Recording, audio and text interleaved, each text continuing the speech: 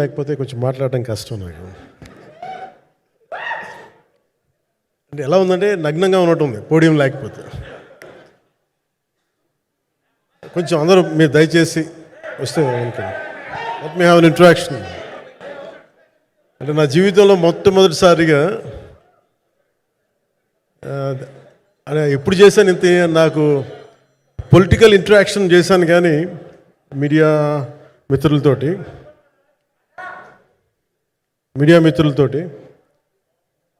Cinema పరంగా నేను ఎప్పుడు ఆలోచించలేదు, ఎప్పుడు నాకు చేయలేదు. ఫస్ట్ టైం మొదటిసారి నేను ఎప్పుడు కొంచెం మొహాట పడతాను మాట్లాడటానికి సినిమాకి సంబంధించినంత వరకు. ఇక్కడ సినిమాని ఎలా ప్రమోట్ చేసుకోవాలో నాకు తెలియదు. పని చేయడం తెలుసు తప్ప దీన్ని అంటే మనం ఇంత చేసామని చెప్పడం ఎప్పుడు నాకు కొంచెం ఎబ్బెట్టుగాను ఇబ్బందిగా ఉంటుంది.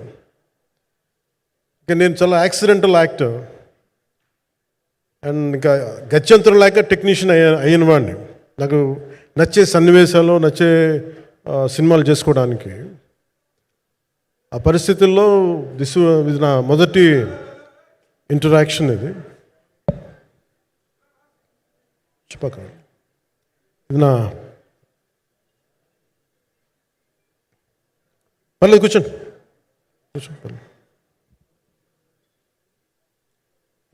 రథం గారు వస్తారు అంటే ఇదంతా చేయడానికి, మీడియా మాట్లాడడానికి ఇదేదో నాకు పొగరు అహంకారం ఏం కాదు. సినిమా గురించి నాకు చెప్పుకోవడం ఎబ్బెట్టుకోవడం, ఏం మాట్లాడాలో తెలియక చెప్తే ఎక్కువైపోద్దా చెప్తే తక్కువ అయిపోద్దా అని. కానీ ఈ పర్టికులర్ ప్రెస్ మీట్ ఎందుకు పెట్టానంటే ఏం రత్నం గారి కోసం పెట్టాను. అంటే సినిమా బతకాలి అంటే ఈవినింగ్ ఆడియో ఫంక్షన్ పెట్టుకొని మళ్ళీ ప్రెస్ మీట్ దేనికంటే మళ్ళీ నాకు మీతో ఇంటరాక్ట్ అయ్యే అవసరం ఫంక్షన్ తర్వాత ఉండకపోవచ్చేమో అని చెప్పేసి అదొకటి మేజర్ ఒక ఇది కన్సర్న్. అదొకటి. అంటే రత్నం గారు అంటే ఈవినింగ్ చెప్దాం అనుకున్నా, బట్ స్టిల్ ఇప్పుడే చెప్పేస్తున్నాను ఈ మాట. త్రివిక్రమ్ గారు రాసిన ఒక డైలాగు అజ్ఞాతవాసిలో, ఒక చిన్నపాటి సౌకర్యం కోసం, ఇక్కడ మీరు కూర్చున్న ఒక చిన్నపాటి కుర్చీ కోసం ఒక యుద్ధమే చేయాల్సి వస్తుంది. అలాంటిది ఒక సినిమాని చేయడం అంటే ఎన్నిసార్లు మినీ యుద్ధాలు చేయాలి, ఆర్థికంగా కావచ్చు, క్రియేటివ్గా కావచ్చు, వీటన్నిటికీ సంబంధించి. అలాంటిది నేను ఎప్పుడు కూడా సినిమాల్లోకి రాకముందు ఏం రత్నం గారు లాంటి వ్యక్తి నా ప్రొడ్యూసర్ అయితే బాగుండు అనుకున్నాను.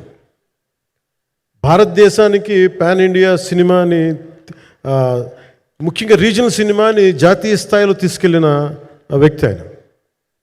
తమిళ సినిమాని చాలా ఛాలెంజింగ్ తెలుగులో డబ్ చేసి దాన్ని స్ట్రైట్ సినిమాలతో సమానంగా ఆడేంత సత్తా చూపించిన వ్యక్తి. Film industry creative ability, creative potentiality పెంచిన వ్యక్తి. ఈ సినిమా చాలా ఒడిదుడుకులు ఎదుర్కొంది, 2 కరోనా పరిస్థితులు ఎదుర్కొంది. అన్నిటికీ మధ్యలో సినిమా మన క్రియేటివ్గా కొంత ఇబ్బంది ఎదుర్కొంది. అల్టిమేట్ ఆబ్జెక్టివ్ సినిమా బాగా రావాలని, నేను ఎప్పుడు ఏం చేసినా సినిమా బాగా రావాలి అనుకుంటాను. ఈ సినిమా ప్రత్యేకించి ఆయన తపన చూసి నేను ముఖ్యంగా పొలిటికల్ ప్రాసెస్కి వెళ్ళిపోయిన తర్వాత, పాలిటిక్స్కి వెళ్ళిపోయిన తర్వాత,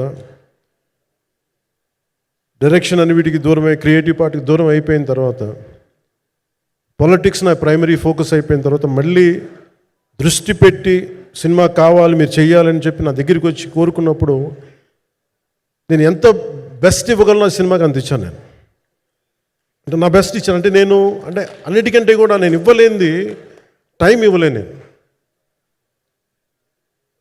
నేను. కానీ అలాంటి పరిస్థితుల్లో ఒక క్లైమాక్స్కి దాదాపు 57 రోజులు షూట్ చేయాల్సి వచ్చింది. మండు టెండ బాగా, ఇట్స్ కైండ్ ఆఫ్ ఒక మిడ్ మే అంటే చాలా పిచ్చి ఎండ అన్నమాట. అలాంటి ఎండల్లో నాకు చాలా కాలం తర్వాత నాకు మార్షల్ ఆర్ట్స్, నేను ఎప్పుడో నేర్చుకున్న మార్షల్ ఆర్ట్స్, ఒక ఎస్క్రీమా కానీ, ఊషు కానీ, నేను నేర్చుకున్న సెల్ఫ్ డిఫెన్స్ టెక్నిక్స్ కానీ, యుఎస్లో నేను ఒక వర్క్షాప్ చేసిన జీత్ కండు ఇవి కానీ ఇవన్నీ ఈ సినిమాకి నాకు పనికి వచ్చినాయి. నాకు ఇవన్నీ వీళ్ళతో డిఫరెంట్ కొరియోగ్రాఫర్స్తో కూర్చొని ప్రత్యేకించి క్లైమాక్స్ పార్ట్ ఇది అందరికీ ఇన్స్పైర్ చేసింది. అంటే మన స్థూలంగా చెప్పాలి అంటే, ఒక క్లుప్తంగా చెప్పాలి అంటే, ఈ సినిమాకి ఇదే ఆయువు పట్టింది. ఈ ఫస్ట్ పార్ట్కి ఎక్కడ కొల్లూరు నుంచి మన కృష్ణానది తీరం కొల్లూరు, విజయవాడ సమీపంలో ఉన్న కొల్లూరు ప్రాంతం నుంచి దొరికిన ఒక కోహినూరు వజ్రం నుంచి అది ఎటు మన గోల్కొండ రాజుల దాకా వచ్చింది, మన హైదరాబాద్ సుల్తాన్ల దాకా ఎలా వచ్చింది, దీని ట్రావెల్ ఇటు వెళ్ళింది. ఇవన్నీ జరిగినప్పుడు దీని నేపథ్యంలో జరిగే కథ ఇది. ముఖ్యంగా ఈ ఫౌండేషనల్ వర్క్ చేసిన వ్యక్తి క్రిష్ జాగర్లమూడి గారు చాలా హై కాన్సెప్ట్తో పట్టుకొచ్చారు దీన్ని. ఆయనను రత్నం గారు నా దగ్గరికి వచ్చినప్పుడు చాలా బాగా నచ్చి వెంటనే చేశాను. చేసిన తర్వాత ఒక్కొక్కటి కరోనా నిజంగా ఇంపాక్ట్ ఇచ్చింది. అంటే ఎలా ఉండదంటే, ఎంత హార్డ్గా ఉండదంటే ఇండస్ట్రీ, అది ఎవరిని తప్పుపట్టలేము. ఒకప్పుడు ఆయన వెంట చుట్టిన నిర్మాతలు, ఆయన వెంట తిరిగిన డిస్ట్రిబ్యూటర్స్, హీరోస్ అందరికి అలాంటి వాళ్ళకి ఒక నిర్మాతగా ఆయన తపన పడుతుంటే నాకు అంటే ఆయన కోసం ఖుషి తీస్తున్నప్పుడు కానీ ఆయనతోటి ఎంత సౌకర్యం ఇచ్చారంటే, అసలు మాకు 1 month ముందు ప్రీ ప్రొడక్షన్ అయిపోయి నాకు అంత సౌకర్యాన్ని ఇచ్చారు. నేను కంపోజ్ చేసిన యాక్షన్ సీక్వెన్సెస్ కానీ ఫైట్స్ కానీ ఖుషీకి నాకు ఆల్రెడీ ఒక 1 month 1.5 month థియేటర్ నాకు ఇచ్చేసి, మన సురేష్ ఎఫెక్ట్స్ థియేటర్ మొత్తం ఇచ్చి నాకు అంత లగ్జరీ ఇచ్చిన వ్యక్తి ఆయన నలిగిపోతుంటే నాకు నిజంగా చాలా బాధేస్తుంది. ఒకసారి it is not about money, it's not about success, it's about standing by whom you trust, who stood for the people and who stood for the industry. నాకు ఎందుకు ఇది మీతో పంచుకోవాలనిపించింది. సినిమా ఎంత విజయం ఇది నాకు నిజంగా తెలియదు, ఎందుకంటే నేను ఇట్లా అనుకోవచ్చు ఇంకోలా కానీ ఒక్కటి మటుకు చాలా సిన్సియర్గా చెప్పగలను. Krish came out with very good concept, చాలా హై కాన్సెప్ట్ పట్టుకొచ్చారు. కొంత వ్యక్తిగత కారణాలు, కొన్ని ప్రొఫెషనల్ కారణాలు ఆయన ప్రాజెక్టుకి బయటికి వెళ్ళినా కానీ దీన్ని ఫౌండేషనల్ వర్క్ చేసిన క్రిష్ గారికి మనస్ఫూర్తిగా నా హృదయపూర్వక ధన్యవాదాలు తెలియజేస్తాను మా అందరి తరఫున. అలాగే తర్వాత స్టెప్ ఇన్ అయింది మన జ్యోతికృష్ణ గారు. నేను ఖుషి సినిమా చేస్తున్నప్పుడు అప్పుడే లండన్ ఈ ఫిల్మ్ మేకింగ్ కోర్స్ చేసి మన డైరెక్షన్లో ఇన్స్టిట్యూట్ అంతేనా డైరెక్షన్ కదా, ఫిల్మ్ మేకింగ్ కోర్స్ చేసి అప్పుడే గ్రాడ్యుయేట్ అయ్యి వచ్చి అప్పటి నుంచి ఉన్నప్పుడు బట్ యాక్చువల్ తనతో మాట్లాడుతుంటే మోస్ట్ సెన్సిబుల్ డైరెక్టర్ అనిపించారు. ఈ ఒక టైంలో ఏమనిపించిందంటే, బయట ఉన్న మాటలు కానీ అసలు సినిమా వస్తుందా లేదా బయటికి అని ఉండేది. కానీ మాకు ఎప్పటికప్పుడు నీరసం పడిపోయినప్పుడల్లా నాకు నీరసం వచ్చేసేది. సినిమా అవ్వదా అనుకున్నప్పుడల్లా దీనికి ప్రాణవాయువునిచ్చిన వ్యక్తి కీరవాణి గారు. ప్రతిసారి నేను వర్క్ చేసి నేను ఎందుకంటే సినిమా చివరి దాకా నేను నమ్మను ఎప్పుడు.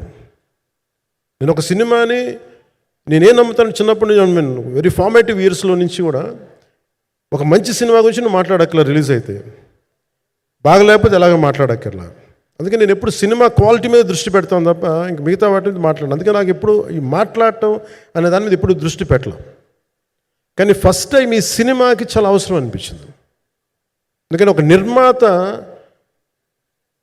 నిర్మాతలు కనుమరుగవుతున్న ఈ సమయంలో ఒక బలమైన సినిమా తీసి ఒడిదుడుకుల్ని తట్టుకోగలిగి ఒక నిర్మాత కనుమరుగవ్వకూడదు. ఆయన పక్కన ఏది ఉండాలో అండగా ఉండాలని చెప్పేసి నేను అన్నీ వదిలి, ఇంత బిజీ షెడ్యూల్స్ అన్నీ వదిలేసి, ఒకవైపు నన్ను నా ప్రత్యర్థులు తిడుతున్నా కానీ, సినిమాలకు వెళ్ళిపోయిన తిడుతున్నా కానీ, ఇదేంటంటే నాకు అన్నం పెట్టింది ఇది నాకు నా సినిమా పరిశ్రమ. అంటే ఇక్కడున్న మిత్రులందరూ కూడా చాలామందికి నేను ఇండివిజువల్ ఇంటర్వ్యూస్ ఇచ్చాను. నేను చాలాసార్లు నాగేంద్ర కానీ మీరు కానీ చాలామందికి, వీళ్ళందరూ చాలామందికి నేను వ్యక్తిగతంగా తెలుసు. కాకపోతే నాకు సినిమా అంటే నేను సినిమా గురించి ఎక్కువ చెప్పలేక ఎక్కువ మాట్లాడలేను. కానీ బట్ నాకు నిజంగా సినిమా మీద అపారమైన గౌరవం, సినిమా మీద అపారమైన ఆసక్తి, నాకు ప్రాణవాయువు అది. Story telling is a necessity for each and every individual. So cinema అది మనకి కల్పిస్తుంది, సినిమా మనకి అలాంటి. కానీ ఈ సినిమా ప్రత్యేకించి చాలా ఛాలెంజింగ్ సర్కమ్స్టాన్సెస్లో, చాలా ఒడిదుడుకుల్లో, యాడ్వర్స్ కండిషన్స్లో కూడా మనస్ఫూర్తిగా దీన్ని ముందుకు తీసుకెళ్ళి, ఆర్థిక ఇబ్బందులు ఎన్ని వచ్చినా కానీ, అంటే నాకు పొలిటికల్గా పేరుండొచ్చు, దేశవ్యాప్తంగా నేను తెలిసి ఉండొచ్చేమో, కానీ సినిమా పరంగా వచ్చేటప్పుడు నేను చాలా హీరోస్తో కంపేర్ చేస్తే వాళ్ళందరికంటే చాలా తక్కువ నేను. సో దానికి ఉండే ఇబ్బందులు దానికి ఉంటాయి. మిగతా వాళ్ళకి బిజినెస్ అయినందుకు నాకు బిజినెస్ అవ్వదు, వాళ్ళకి వచ్చినందుకు నాకు రాకపోవచ్చు.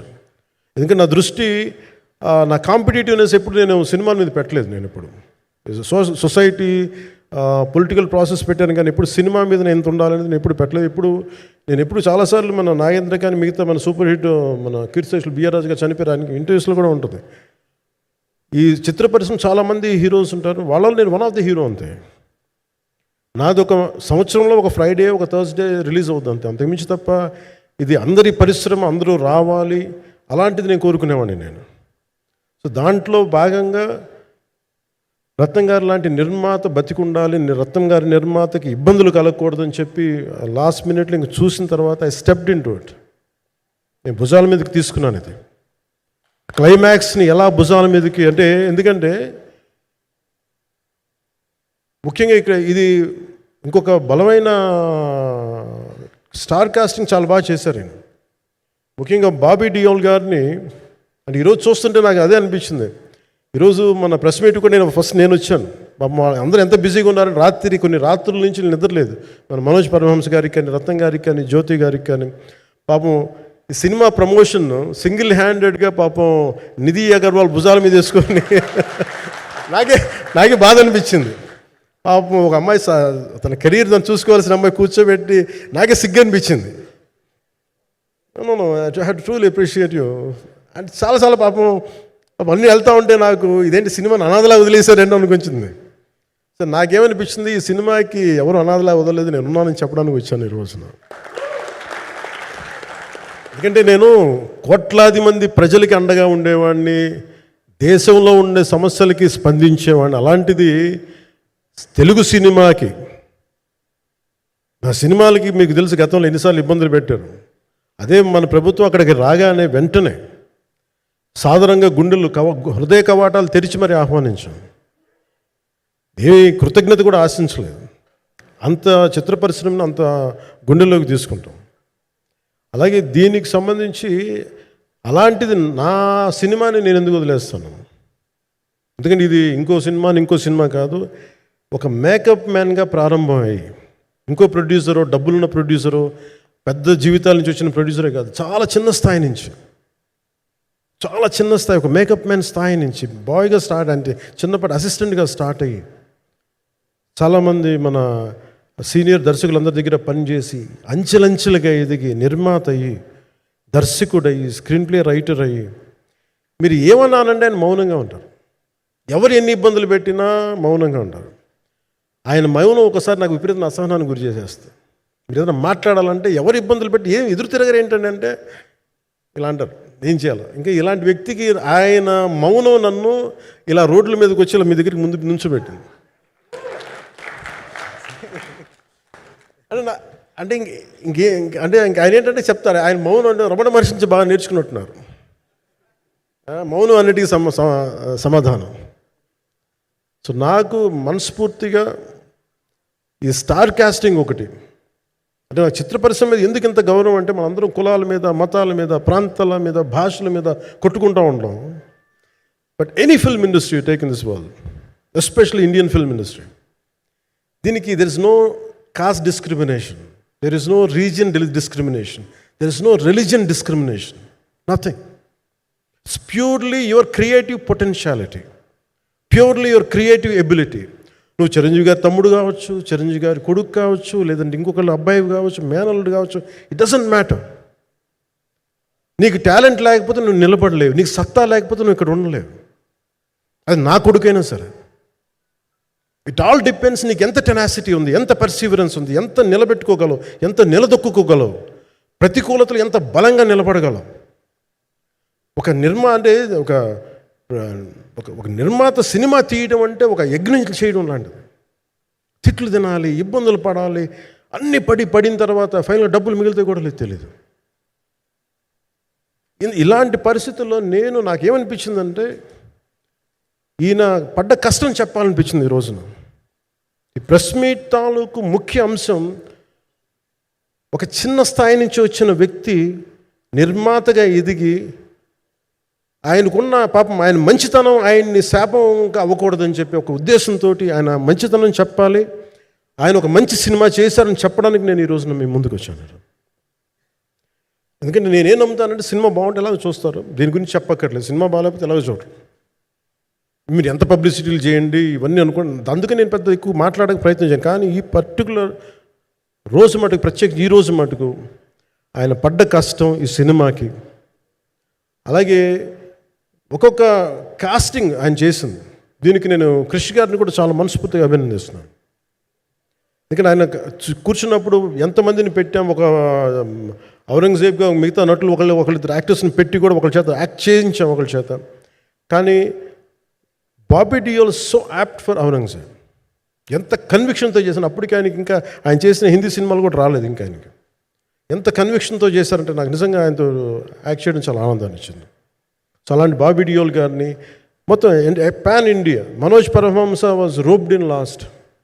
ఇంకా సినిమా ఎట్లా మనం అయిపోవాలి, నేను పాలిటిక్స్కి వెళ్ళిపోయిన తర్వాత డిప్యూటీ సీఎం బాధ్యతలు తీసుకున్న తర్వాత అందరికీ అయిపోయింది, ఇంకా సినిమాలు చేయలేడు ఇతను, ఎలా చేస్తాడంటే నాకు తెలుసు కష్టం అని.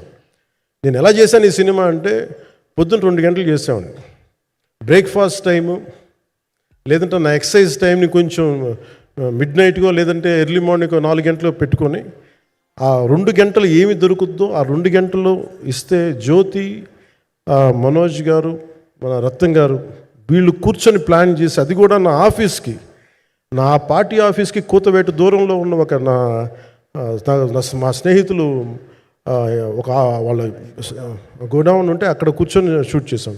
ఎంత మండుటెండ అంటే అసలు దాంట్లో కూర్చొని మ్యాట్ వర్క్ చేసి మీరు ఫైనల్ రిజల్ట్స్ చూస్తే ఇది ఇక్కడ చేశారంటే అంత ఆశ్చర్యం అనిపిస్తుంది. And hats off to Manoj Paramahamsa గారు. అండ్ ఈ సీన్స్ అన్నిటికీ ప్రీ విజువలైజేషన్, ప్రతి సీన్ చేయబోయే ముందు అసలు నాకు ఏమనిపించిందంటే సినిమా చేయగలమా లేదనని పరిస్థితుల్లో జ్యోతికృష్ణ గారు ముందుకు వచ్చి నాతో మాటలు నేను చెప్పలేదని, ఇది ఇలా చేస్తాం అలా చేస్తాం ఏం చెప్పలా, ఏమి చేయబోతున్నాడో ఎవ్రీథింగ్ వాజ్ ప్రీ విజువలైజ్డ్. ఈ సీన్ ఇలా ఉండబోతుంది, ఈ చేయబోయే సీన్ ఇలా ఉన్నది. నాకు దాని మీద ఆత్మవిశ్వాసం కలిగింది. నాకు లేదు, ఒక సత్తా ఉన్న దర్శకుడు, తెలుగు చిత్ర పరిశ్రమకి సైజ్ తీయగలిగేవాడు, మంచి సాలిడ్ ఎడిటింగ్ సెన్స్ ఉన్నవాడు, మ్యూజికల్ సెన్స్ ఉన్నవాడు. అలాంటి వ్యక్తికి మనోజ్ పరమహంస గారు తోడారు. వీళ్ళిద్దరు కాంబినేషన్లో రత్నం గారి అనుభవంతో ఈ రోజున ఒక మంచి ప్రోడక్ట్ అయితే తీసుకొచ్చాం. ఇది ఎలా ఉంటుంది, ఎలా ఉండబోతుంది, ఎంత హిట్ అవుతుంది అనేది ఇది సంపూర్ణంగా ప్రజల చేతిలోనే ఉంటుంది. అది ఏ స్థాయిలో ఇది ఉంటుంది అనేది అది ప్రజలు చెప్పాల్సింది తప్ప అది నేను చెప్పుకునేది కాదు. బట్ నా వరకు నేను ప్రత్యేకించి నేను వ్యక్తిగతంగా చేసింది ఈ సినిమాకి, అపార్ట్ ఫ్రమ్ యాక్టింగ్ కాంట్రిబ్యూషన్, నేను ఏ సినిమా చేసినా ప్రతి సన్నివేశంలోనూ ప్రతి సాంగ్ అండ్ డాన్స్లో కూడా కొన్నిసార్లు నేను చేయలేక, నేను ఒక రిలక్టెంట్ యాక్టర్లో ఎలాగో టెక్నీషియన్గా కూడా నాకేంటంటే సుస్వాగతం సినిమాలో నన్ను తీసుకెళ్ళి వైజాగ్లో బస్సు మీద ఎక్కించి డ్యాన్స్ చేయమన్నారు. చచ్చిపోయాను డ్యాన్స్ చేయలేక. ఇంకా మిగతా వాళ్ళకి ఎంత తేలికైన డ్యాన్స్ నాకు చేయాలంటే నేను గింజుకుపోయి నేను అనుకున్నాను ఈరోజు ఇంక సినిమాలు మానేస్తాను చెప్పి మౌదినికి ఫోన్ చేసి కూడా చెప్పాను, చాలా పర్యాలు చెప్పాను. అలాంటి అందుకని నాకేంటంటే సాంగ్ అండ్ డ్యాన్స్ కూడా నేను ఎలా చేయగలను దానికి అనుకోగా నేను ఎత్తుక్కుంటాను. అలాగే యాక్షన్ సీక్వెన్స్ కూడా రియల్ లైఫ్లో కొడితే ఎలా ఉంటుంది, మార్షల్ ఆర్ట్స్లో సాధన ఉన్నవాడిని, ఈ లాట్ ఆఫ్ వర్క్షాప్స్, ఈ మార్షల్ ఆర్ట్ వర్క్షాప్స్ చేసిన వాడిని కాబట్టి హౌ రియలిస్టిక్ వీ కెన్, ఎంత సహజంగా మనం వెళ్ళగలం, వీటి మీద ఒక అవగాహన ఉన్నవాడిని కాబట్టి చాలాసార్లు కూర్చుంటాను. కానీ ప్రత్యేకించి ఈ 20 minutes లాస్ట్ సీక్వెన్స్ ఇది 2 partsగా ఎలా అయింది అంటే ఒరిజినల్ థాట్ కృషి గారి దగ్గర నుంచి వచ్చినప్పుడు ఇట్ వాస్ క్వైట్ లాంగ్. ఒక నిర్ణయం ఈ సినిమా ఒక పాటలో అవుద్దని అనేవాడు మొదటి నుంచి. బట్ లేటర్ వాళ్ళు డిసైడ్ చేసుకొని ఒక టైంలో ఇది అవ్వదు, you want make it as 2 parts అనుకున్నప్పుడు ఎక్కడికి వచ్చి ఆగిందంటే ఈ క్లైమాక్స్ దగ్గరికి వచ్చి ఆగింది ఫస్ట్ పార్ట్. సో చెప్తున్నప్పుడు నాకేమనిపించిందంటే how else we can take it, how else we can scale it up. So దానికి నేను కూర్చొని నాకున్న ఈ మార్షల్ ఆర్ట్స్ కానీ బేసిక్ యాక్షన్ కొరియోగ్రఫీ నా ప్యాషన్ కాబట్టి ఈ పర్టికులర్ డ్రామా, ఈ పర్టికులర్ దాంట్లో ఏంటంటే మొఘల్ టైమ్స్లో ప్రతి ఒక సగటు భారతీయుడు అనుభవించిన బాధ అది. ఒక యావరేజ్ సగటు భారతీయుడు మొఘల్ కాలంలో అనుభవించిన ఒక ఒక ఒక సిచ్యువేషన్. ఆ సిచ్యువేషన్ హీరోకి సంబంధం ఉండదు, కానీ how he gets entangled, how he gets involved in it, that is the outcome, that has been captured. So దీన్ని ఒక 57 days మేము చేయగలిగామంటే, ఆ రోజు నాకు కనుక మన జ్యోతి గారు ఉండుంటే పక్కన, maybe I would done it in at least ఒక 50% ఆఫ్ ఇట్. ఎందుకంటే నేను చెప్పింది అలా చేయగలరు ఇవన్నీ కూర్చోబెట్టి వీ డిడ్ అవర్ బెస్ట్. అంటే నేనేమనుకున్నానంటే క్లైమాక్స్ చేసేటప్పుడు ఇంక నేను తర్వాత సినిమాలు చేస్తానో కూడా లేదో నాకు తెలియదు, కానీ నాకు ఇష్టమైన నిర్మాత, తెలుగు చిత్ర పరిశ్రమకి నిజంగా ఒక అండగా ఉన్న నిర్మాత, I want give my best to him. నేను అందుకని ఆంధ్రప్రదేశ్ ప్రభుత్వానికి కూడా మన ముఖ్యమంత్రి గారికి కూడా తెలియజేశాను, ఈయన్ని ఫిల్మ్ డెవలప్మెంట్ కార్పొరేషన్కి చైర్మన్ నేను ప్రతిపాదించాను. అంటే నాకేంటంటే I don't want to be a political, ఆయన నా నిర్మాతని కాదు, ఈయన అందరు హీరోలతో తీశారు, ఈయన పాన్ ఇండియాలో ప్రతి ఒక్కరు తెలిసి ఈయనంటే. ఇలాంటి వ్యక్తి ఉంటే మన తెలుగు చిత్ర పరిశ్రమకి బాగుంటుంది. అలాగే ప్రత్యేకించి తెలుగు చిత్ర పరిశ్రమ అనేది నాకు ఈ టాలీవుడ్ అనే పదాలు నాకు వాడటం నాకు ఇష్టం ఉండదు. Bollywood, Tollywood, Kollywood, Mollywood, why should we ape Hollywood? We have a greater story narrative ability మన దగ్గర ఉంది. We have a greater story telling ability. We don't have to ape Hollywood. We take the best practices of Hollywood, but not necessarily the name of Hollywood. వాళ్ళకున్న professionalism మనం నేర్చుకోవాలి, వాళ్ళకున్న commitment నేర్చుకోవాలి, వాళ్ళకున్న production designing ability మనం తీసుకురాగలగాలి. So ఇవన్నీ నేను నా పరిధిలో ఈ రోజున ఆంధ్రప్రదేశ్ ప్రభుత్వంలో ప్రత్యేకించి ఈ శాఖ నా పరిధిలో ఉంది కాబట్టి దానికి ఆయన పేరు ప్రతిపాదించాను. నా ఉద్దేశం ఏంటంటే తెలుగు చిత్ర పరిశ్రమ తెలంగాణలో ఉన్న, కర్ణాటకలో ఉన్న, చెన్నైలో ఉన్న ఏదైనా సరే తెలుగు చిత్ర పరిశ్రమ, భారతీయ చిత్ర పరిశ్రమకి చాలా మంచి జరగాలి, ఇలాంటి వ్యక్తి ద్వారా ఏదైనా చేద్దామని ఒక ఉద్దేశంతో ఆయన పేరు ప్రతిపాదించాను. భవిష్యత్తులో అవుతారని మనస్ఫూర్తిగా నేను ఆశిస్తున్నాను. అందుకని అన్నీ నా చేతిలో ఉండవు కదా, అందుకని చెప్తాను.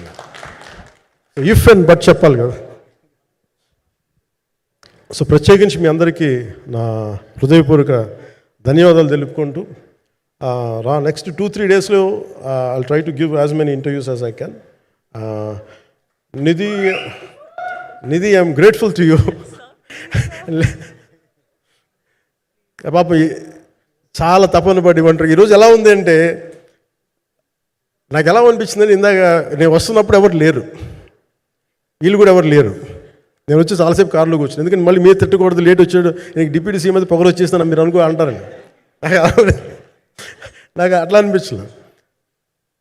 నాకు ఫస్ట్ టైం ఎందుకు మీడియా నాకు ఎందుకు అలవాటు పోయిందంటే, నేను వచ్చిన కొత్తల్లో ఈ జ్యోతి చిత్ర సితారా పేపర్స్ ఉన్నాయి, ఎవరో ఫోటోస్ వేయమంటే this guy is not saleable, ఇంకా అవసరం లేదు అంటే నా ఫోటోలు వేసేవాళ్ళు కాదు.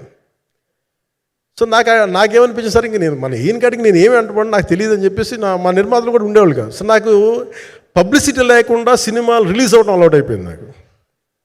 సో అదే ప్రాక్టీస్ అయిపోయింది నాకు, అంతే. మళ్ళీ కూర్చోబెట్టి మీరు ఏం మాట్లాడతారు, మళ్ళీ అది ఇటు తిరిగి వస్తుందని చెప్పేసి మిగతా అంత నాట్ టాకెటివ్. మీరు సినిమా పొలిటికల్ ప్రాసెస్కి వచ్చేటప్పుడు నేను ఏదైనా మాట్లాడగలను, కానీ సినిమా వచ్చేటప్పటికి చాలా చాలా ఒత్తిడి తీసుకోవాల్సి వస్తుంది. అంటే ఎంత కథ చెప్పాలి, ఎంత కథ చెప్పకూడదు, ఈ మాట అద్భుతంగా ఉందంటే ఏం అద్భుతంగా ఉందని మళ్ళీ తిడతారు, తర్వాత 100 ఆలోచనలతోటి స్లో డౌన్ అయిపోతాను. బట్ కానీ నాకు మనస్ఫూర్తిగా ఈ సినిమా ఐ హోప్ వచ్చిన ప్రతి ప్రేక్షకులందరికీ కూడా ఒక మంచి అనుభూతిని ఇస్తాను నేను మనస్ఫూర్తిగా నేను నమ్ముతున్నాను. ఖచ్చితంగా అలాంటి అనుభూతిని ఇస్తుంది. మీరు థియేటర్లోంచి బయటికి వెళ్ళేటప్పుడు మటుకు విల్ గో విత్ ఒక ఎనర్జెటిక్ ఫీల్తో వెళ్తాయి, అంతవరకు అయితే చెప్పగలను నేను. ఎందుకంటే నేనే నమ్ముతాను, సినిమాకి వెళ్ళేటప్పుడు సినిమా ఒక స్టోరీ చెప్పినప్పుడు నా జీవితంలో చిన్నపాటి ప్రభావితం చూపించాలి. అలాంటి ప్రభావం, అలాంటి ఎనర్జీ ఇచ్చే సినిమా అవుతుందని మనస్ఫూర్తిగా నేను ఆశిస్తూ మీ అందరికీ ప్రత్యేకించి మీ అందరికీ పేరు పేరున ధన్యవాదాలు తెలియజేస్తున్నాను. ఇంకా మాట్లాడాలని ఉంది కానీ సాయంత్రం ఈవెంట్ ఉంది కాబట్టి.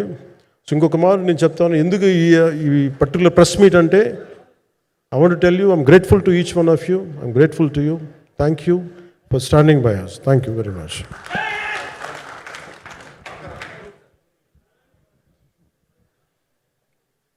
మీడియా మిత్రులందరికీ